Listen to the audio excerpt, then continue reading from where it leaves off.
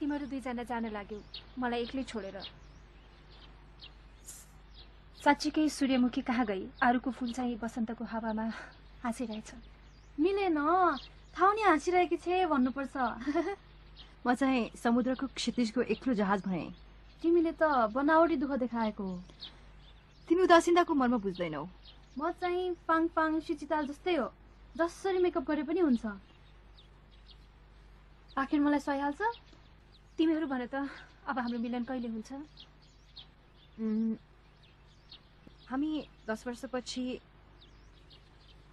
यसै कपुरको रुखमुनि जन्मदिन मनाउन आउनुपर्छ। हामी जहाँसुकै भए पनि, चाहे जेसुकै गरे पनि हामी अवश्य आउनेछौँ। हाम्रो जन्मदिनमा कपुरको रुखमुनि फेरि भेट्नुपर्छ।